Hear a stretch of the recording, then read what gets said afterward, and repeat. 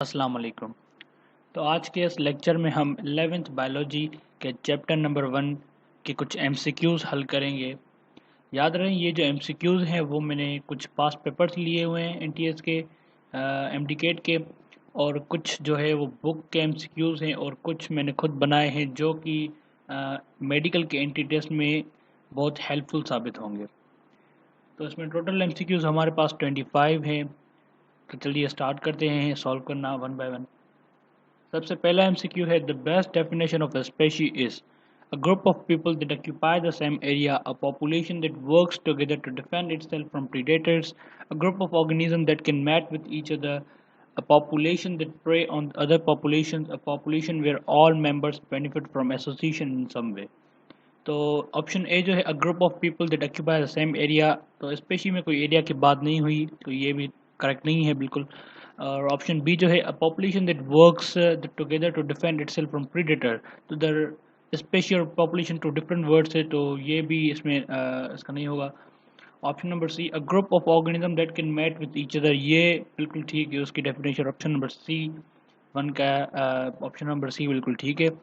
Option number D है a population, और option number ई भी पॉपुलेशन के हिसाब से, इसका मतलब ये दोनों भी इसके ऑप्शन नहीं होंगे, तो ऑप्शन नंबर सी इसका बिल्कुल करेक्ट होगा। एमसीक्यू नंबर 2 पर हल करते हैं। Which of the following is an example or examples of cloning? Identical twins in human, asexual reproduction in plants and tumor। तो ये जो तीनों 1 2 3 दिए गए हैं इनमें से क्लोनिंग की एग्जाम्पल कौन सी है क्लोनिंग की? तो हम देखें आइडेंटिकल ट्विंस जो ह्यूमन में होते हैं वो भी क्लोनिंग है, एसेक्सुअल रिप्रोडक्शन होती है वो भी क्लोनिंग है, और ट्यूमर जो है वो भी क्लोनिंग है।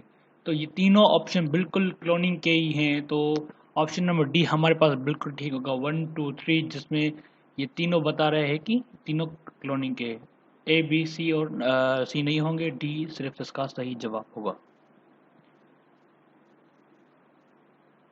थर्ड एमसीक्यू है penicillin is produced by bacteria, virus, algae, fungi, protozoa. तो हमने पढ़ा है कि पेंसिलिन जो कि अ, एक फंजाई से ड्राइव किया गया था, पेंसिलिन एक फंजाई से ड्राइव किया गया था, तो इसका बिल्कुल सही जवाब होगा वो डी है। अलगा से भी नहीं, वायरस से भी नहीं, बैक्टीरिया से भी नहीं, प्रोटोजुआ से भी नहीं, तो डी इसका बिल्कुल सही जवाब होगा। MCQ number 4 the first ever clone sheep was named as. जो सबसे पहले क्लोनिंग की गई थी एक लिविंग ऑर्गेनिज्म की, तो उसमें जो शीप की क्लोनिंग की गई थी उसका नाम क्या रखा गया था? सिली, डॉली, जॉली, हनी, टॉमी। तो उसका नाम रखा गया था डॉली।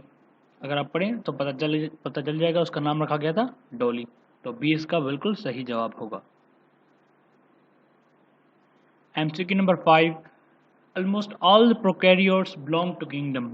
तो प्रोकैरियोट जो बिलोंग करते हैं वो किस किंगडम से करते हैं? किंगडम प्रोकैरियोटाई या फिर किंगडम मोनरा उसका पुराना नाम था। तो इसमें ई बिल्कुल सही जवाब होगा, kingdom Monera. Fungi, Plantae, Animalia, Protista, ये चार अलग किंगडम से, किंगडम मोनरा बिल्कुल इसका सही जवाब होगा। Which of the following is correct sequence of the level of organization? तो लेवल ऑफ ऑर्गेनाइजेशन में हमने जो पढ़ा था, जैसे स्पेशी, पॉपुलेशन, कम्युनिटी, इकोसिस्टम, ये सारे जो उसके लेवल जो थी, हमें वो 5 ऑप्शन में से वो कौन सा ऑप्शन है जिसके लेवल बिल्कुल ठीक बता रहा है? तो पहले देखते हैं organisms, population, community, ecosystem, biosphere. दूसरा community, ecosystem, organism, population, biosphere. Ecosystem, organism, population, community, biosphere, D है organism, community, population, ecosystem, biosphere. Organism, community, ecosystem, population, biosphere.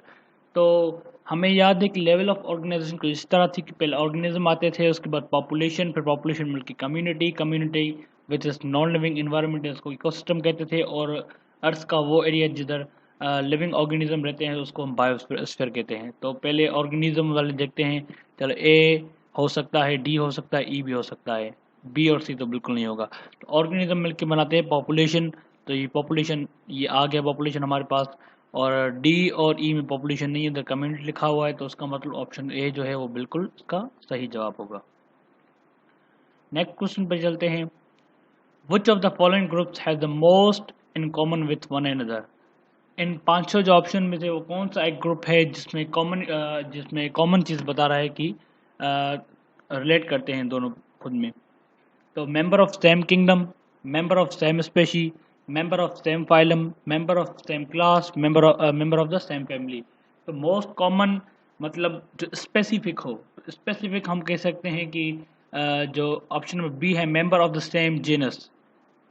तो member of the same genus, अगर species का होता कि member of the same species तो और specific होता, लेकिन स्पेशी के बाद आता है जीनस, तो हम कहेंगे जीनस जो है वो मोस्ट स्पेसिफिक है यानी मोस्ट कॉमन है। तो इसका ऑप्शन नंबर बी बिल्कुल सही जवाब होगा एमसीक्यू नंबर 7 का। आगे हैं एमसीक्यू नंबर 8 पर, which of the following kingdom और kingdoms include single celled organism. Number 1 is Monera, Protoctista या Protista, third one is fungi. तो ऑप्शन देखते हैं हम। नंबर 1 ओनली सिर्फ मोनरा, नंबर 2 सिर्फ प्रोटोक्टिस्टा, नंबर जो सी है वो क्या है 1 और 3 मोनरा और फंजाई। ऑप्शन नंबर डी है 1 एंड 2 यानी मोनरा और प्रोटेस्टा। और ऑप्शन नंबर ई जो है वो है 1 2 3। इसमें देखते हैं कि मोनरा जो है प्रोकैरियोट वो भी सिंगल सेल्ड हैं, प्रोटोक्टिस्टा जो है वो भी सिंगल सेल्ड है, फंजाई जो है वो भी सिंगल सेल्ड है, सिंगल सेल्ड लेकिन मल्टी सेल्यूलर भी हो सकते हैं। तो उसका ऑप्शन नंबर ई जो है वो बिल्कुल ठीक है, यानी तीनों जो हैं वो बिल्कुल इसका जवाब है 1 2 एंड 3 जो है इसका। MCQ number 9, organism of which of the following kingdom has absorptive mode of nutrition। Absorptive mode of nutrition in पांचों किंगडम में से किस किंगडम के ऑर्गेनिज्म का एब्जॉर्प्टिव मोड ऑफ न्यूट्रिशन है। प्रोकैरियोट तो मोड ऑफ न्यूट्रिशन में हमारे पास आते हैं हेटरोट्रॉफ और ऑटोट्रॉफ। तो एब्जॉर्प्टिव मोड ऑफ न्यूट्रिशन जो है वो है हेटरोट्रॉफ है। तो प्रोकैरियोट नहीं हो सकता, बिल्कुल नहीं हो सकता। फंजाई हो सकता है क्योंकि फंजाई में वो होते हैं हेटरोट्रॉफ है। प्रोटोक्टिस्टा में कुछ हेटरोट्रॉफ है तो कुछ ऑटोट्रॉफ भी हैं। प्लांटी में सारे ऑटोट्रॉफ हैं और एनिमलिया में हेटरोट्रॉफ है। तो हम देखें यदि फंजाई और एनिमलिया में से कोई हो सकता है। और हमने पढ़ा है कि जो फंजाई है वो एब्जॉर्प्टिव हेटरोट्रॉफ है और एनिमलिया जो है वो क्या है, वो इंजेस्टिव हेटरोट्रॉफ है, वो इंजेस्ट करते हैं और ये एब्जॉर्ब करते हैं। तो इसका 9 का जो है बिल्कुल सही जवाब है B. MCQ number 10, what is the ecological definition of the term community. Community की डेफिनेशन क्या हो सकती है इकोलॉजिकल डेफिनेशन के हिसाब से। तो all the food webs in ecosystem, all the individuals of one species in an area, all the organisms in an area, all the living organisms and the non-living environment। तो हमने पढ़ा है community की definition की, different different population मिलके बनाती है community. Population कैसे बनती है, different different species different different organism मिलके एक पॉपुलेशन बनाते हैं और डिफरेंट पॉपुलेशन मिलके कम्युनिटी बनाते हैं। यानी एक एरिया में जितने भी लिविंग ऑर्गेनिजम्स हैं उनको हम कहेंगे कम्युनिटी। तो इसमें ऑप्शन नंबर सी बिल्कुल ठीक होगा। MCQ number 11, the first living forms are. Life के जो फर्स्ट लिविंग फॉर्म है वो कौन से हैं। Single acellular organism, complex multicellular organism, single unicellular organism या फिर नन ऑफ द दीज। इसमें पूछ रहा है कि जो सबसे पहले कौन सी चीज़ आई थी, बैक्टीरिया आई थी। तो फर्स्ट लिविंग फॉर्म दुनिया में कौन सी चीज़ है, वो single celled. Single unicellular bacteria क्या है, एक यूनिसेलुलर है। सबसे पहले सिंगल सेलुलर आए थे, उसके बाद हमारे पास मल्टी सेलुलर आ गए थे। तो ऑप्शन नंबर सी इसका सही जवाब होगा। MCQ number 12, advantage of hydroponics farming is. तो हमने हाइड्रोपोनिक्स की टॉपिक पढ़ी है। Spreading weeds and soil disease problem, area required to cultivation is reduced, crops are inhibited to grow in arid parts of the world, none of these। तो hydroponics की हमने पढ़ी definition की। हाइड्रोपोनिक्स ऐसी technique है जो कि हम प्लांट्स को लेबोरेटरी में ग्रो कर सकते हैं और ये इसका जो मेन एडवांटेज है वो है हम डिफरेंट डिफरेंट एरियाज में एरिया बचा सकते हैं कल्टीवेशन की एरिया रिड्यूस हो सकती है। तो उसका बी बिल्कुल सही जवाब होगा। MCQ number 13, multicellular algae is included in. Multicellular जो एलर्जी है वो किस किंगडम में इंक्लूड की गई है? प्रोकैरियोट में, किंगडम फंजाई में, किंगडम प्रोटोक्टिस्टा में, किंगडम प्लांटी में, किंगडम एनिमिलिया में। तो हमने पढ़ा है कि मल्टीसेलुलर जो एलर्जी है वो किंगडम प्रोटोक्टिस्टा में ऐड की गई है, यानी इसका सही जवाब होगा C. Earthworm is included in. तो अर्थवॉर्म क्योंकि एक एनिमल है तो इस हिसाब से उसे हमने किंगडम एनिमिला में मिला हुआ है, हमें पढ़ा है कि अर्थवॉर्म जो है वो किंगडम एनिमिला में है। इसका सही जवाब होगा। MCQ number 15, primitive fungi are included in. जो ओल्ड फंजाई है, प्रिमिटिव का मतलब है ओल्ड, ओल्ड फंजाई जो है वो किस किंगडम में इंक्लूड किए गए हैं? तो ओल्ड जो फंजाई है वो किंगडम प्रोटोक्टिस्टा में इंक्लूड किए गए हैं। एमसीक्यू नंबर सी इसका सही जवाब होगा। Hydra is included in. Hydra जो है वो किस किंगडम से बिलोंग करता है? हाइड्रा बिलोंग करता है किंगडम एनिमिलिया से, ठीक है।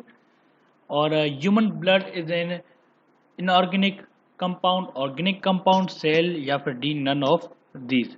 तो ह्यूमन ब्लड क्या है? ह्यूमन ब्लड एक इनऑर्गेनिक कंपाउंड है। ये भी एक लाइन लिखी गई है बुक में, अगर आपने अच्छी तरीके से पढ़ा होगा तो आपने देखा होगा कि जो ह्यूमन ब्लड है वो एक इनऑर्गेनिक कंपाउंड है, लेकिन तकरीबन जो स्टूडेंट गलती करते हैं कि वो ऑर्गेनिक को टिक करके आते हैं। इनऑर्गेनिक इसका सही जवाब होगा, ठीक है। MCQ number 18, immunization by vaccination was firstly introduced bye.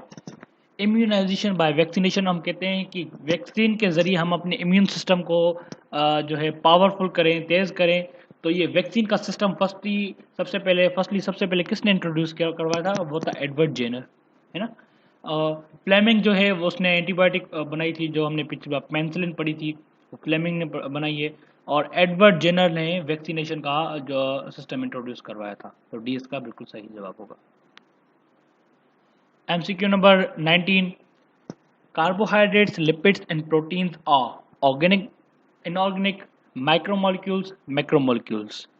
तो ये भी जो ह्यूमन ब्लड वाली जो लाइन लिखी थी उसी के आसपास भी यही दो तीन लाइंस लिखी हैं सिंपल सिंपल करके। जिसने पढ़ा होगा उसको आ जाएगा कि जो कार्बोहाइड्रेट, लिपिड्स और प्रोटीन्स क्या हैं, ये ऑर्गेनिक हैं और ये मैक्रोमोलिक्यूल्स हैं। ये क्या है? ऑर्गेनिक है और ये मैक्रोमोलिक्यूल्स हैं। तो ऑर्गेनिक वन होगा और मैक्रोमोलिक्यूल्स 4। तो 1 और 4 वाला जो ऑप्शन है वो है हमारे पास डी। तो डी इसका बिल्कुल सही जवाब होगा। MCQ number 20, all of the following और नेचुरल क्लोनिंग एक्सेप्ट। ये चार जो ऑप्शन है इन चारों में से तीन ऑप्शन कुछ ऐसे हैं जो कि नेचुरल क्लोनिंग के हैं, लेकिन एक ऑप्शन ऐसा है जो कि आर्टिफिशियल क्लोनिंग है, यानी नेचुरल क्लोनिंग नहीं है। तो वो हमें ढूंढना है। तो रीजनरेशन का मतलब होता है कि अगर लिजर्ड जो है उसका टेल कट हो जाता है तो फिर से उसका न्यू टेल बनता है, तो ये तो नेचुरल हुआ। आइडेंटिकल ट्विंस, कभी कभी ह्यूमन को दो बच्चे हो जाते हैं बिल्कुल सेम सेक्स के और बिल्कुल आइडेंटिकल होते हैं, तो ये भी नेचुरल है। डायजाइगोटिक ट्विंस, ट्यूमर भी नेचुरल है, कैंसर के जो ट्यूमर होते हैं वो भी नेचुरल हैं, और डायजाइगोटिक ट्विंस जो हैं वो डिफरेंट हैं। इसमें कुछ इस तरह है कि जो जाइगोट होता है उसके एम्ब्रियोलॉजिकल स्टेज में उसके दो पार्ट्स हो जाते हैं, अनडिफरेंशियली पार्ट्स हो जाते हैं, जिससे दो डिफरेंट ऑर्गेनिजम्स बनते हैं। दो जिसमें ट्विंस रहते हैं ये भी, लेकिन ये डिफरेंट होते हैं, इसमें हम फ्रेटर्नल ट्विंस भी कहते हैं। तो ये नेचुरल क्लोनिंग नहीं है। 20 का सी बिल्कुल सही जवाब हुआ। पेनिसिलिन वाज डिस्कवर्ड बाय, अभी मैंने बात की कि पेनिसिलिन किसने डिस्कवर की थी? फ्लेमिंग ने। एडवर्ड जेनर क्या की थी? वैक्सीनेशन की। तो उसका सही जवाब होगा फ्लेमिंग, जिसने पेनिसिलिन डिस्कवर की थी, antibiotic. Hepatitis can be treated by. Hepatitis जो डिजीज है वो किस इन चारों मेथड्स में से किस मेथड से हेपेटाइटिस ठीक हो सकती है? तो एंटीबायोटिक, वैक्सीनेशन, रेडियोथेरापी, कीमोथेरापी। तो हेपेटाइटिस जो होगी वो वैक्सीनेशन के जरिए ठीक हो सकती है, वैक्सीनेशन के जरिए ठीक हो सकती है। ये भी लाइन बुक में दी गई है, ठीक है। MCQ number 23, anthrax can be treated by. Anthrax can be treated by antibiotic, vaccination, radiotherapy या फिर कीमोथेरापी। तो एंथ्रेक्स जो है वो एंटीबायोटिक के जरिए ठीक हो सकती है, ये भी एक बीमारी है, ये भी बुक में लिखा हुआ है, ठीक है। MCQ number 24, sugar, glycerol, fatty acids, amino acids, purine, pyrimidine are inorganic compounds, cellular, none of these. तो sugar, glycerol, fatty acid, amino acid, ये सारे जो हैं वो ऑर्गेनिक कंपाउंड है। ये सारे क्या है? ऑर्गेनिक कंपाउंड है। ठीक है, फिर आते हैं लास्ट एमसीक्यू पर। The size of bacteria, bacteria की साइज कौन सी है? ये चैप्टर के पहले पेज पे लिखा हुआ है कि बैक्टीरिया की साइज कितनी है? 0.0001 मिलीमीटर। इसका मतलब सी इसका बिल्कुल सही जवाब होगा। तो इस वाले लेक्चर में हमने 25 एमसीक्यूज हल किए, और फिर एक और लेक्चर हम अपलोड करेंगे जिसमें हम चैप्टर नंबर 2 के भी हल करेंगे, और ऐसा ऐसा सारे फर्स्ट ईयर की जो बायो किताब है उसमें जो भी चैप्टर है सबके एमसीक्यूज हम हल करते जाएंगे। और ये जो आप मैंने हल करवाए इसके नोट्स जो बिल्कुल आप देख रहे हैं सामने, जो एमसीक्यूज है 25, इन सारों का मैंने नोट्स बनाए हुए हैं 25 एमसीक्यूज के ही, और वो आपको डिस्क्रिप्शन में मिल जाएंगे। डिस्क्रिप्शन बॉक्स में जब आप जाएंगे तो द लिंक मिलेगी, उसको क्लिक करने के बाद आप डाउनलोड कर सकते हैं ये सारे नोट्स। और अगर आपको ये वीडियो अच्छी लगी हो तो लाइक कर दीजिएगा, और अगर आपने अभी तक सब्सक्राइब नहीं किया तो सब्सक्राइब भी कर ले और बेल आइकन को दबा लें ताकि मेरे हर नई वीडियो की नोटिफिकेशन आपको रिसीव हो सके। Thank you very much.